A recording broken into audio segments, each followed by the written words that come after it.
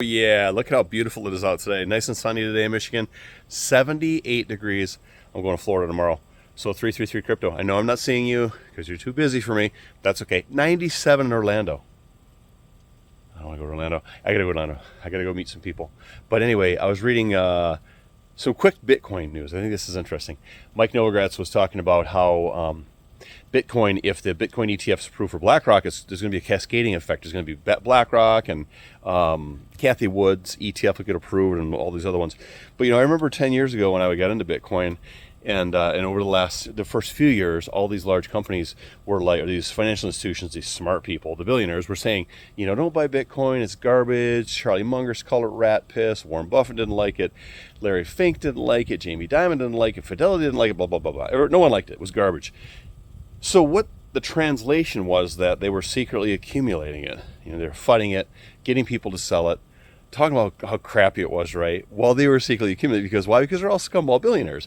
And what do? Instead of buying it, what they're doing is Michael Saylor, who is a freaking genius, who I love to listen to this guy, he's buying Bitcoin. He's accumulated several 100,000 Bitcoin. And Fidelity and BlackRock and these other organizations have been accumulating MicroStrategy stock. I wonder why. I know why, because they own Bitcoin. So it allows them to inadvertently own Bitcoin by owning the stock in the companies. Interesting.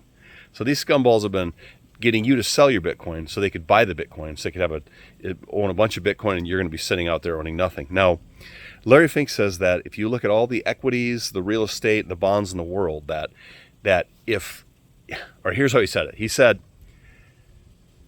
once the ETF is approved, if people take the high risk part of their portfolio and he recommends that they put 85% of their money in their high risk portfolio into Bitcoin. If everyone did that, then Bitcoin would be worth more than 5 times the amount of equities, the real estate, and the bond market in the world.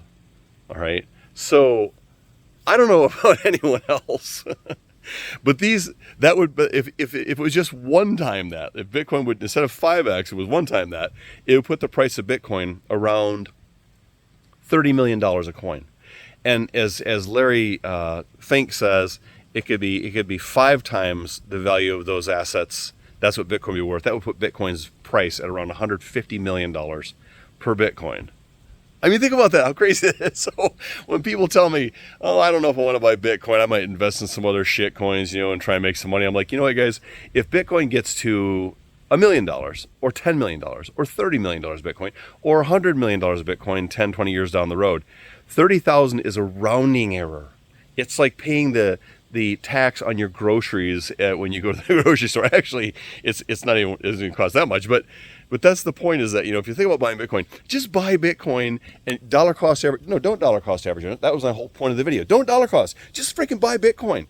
Get your money, put into it, because when the dust settles in a few years, all of these coins, these 25,000 plus tokens, most of them are going to be dead. There's probably going to be maybe 20, 30, 40 coins left. All the memes will be dead. I don't care what anyone says. Most of the DeFi, there'll be a few really solid projects. I'm coming up with a really cool token in November. It's a DeFi project. It's going to crush all DeFi. It's going to be the DeFi of DeFi projects. Be like, oh, you'll be hearing angels sing when you see this thing. It's going to be incredible. Anyway, I'm going to Florida for a week, so I'm going to be talking to some of my friends down there on some different projects, reviewing the code, making sure I kind of understand what I'm doing. Anyway, the whole point is, while you're secretly accumulating all your other crap, don't forget to buy Bitcoin. Michael Saylor said,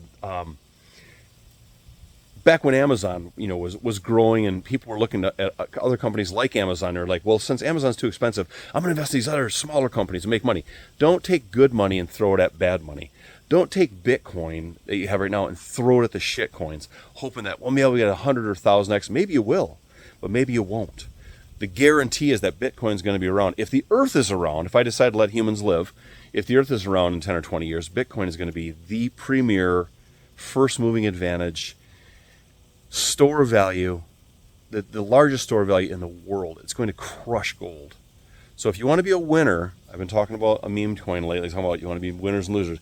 If you want to be a mega winner, if you want hot chicks to totally dig you, or hot guys if you're a chick or whatever, right, whatever your preference is, you need to own some Bitcoin. Now is the time. Take a little bit, $100 a week, whatever it takes. I don't care, $50, $20, $1, whatever.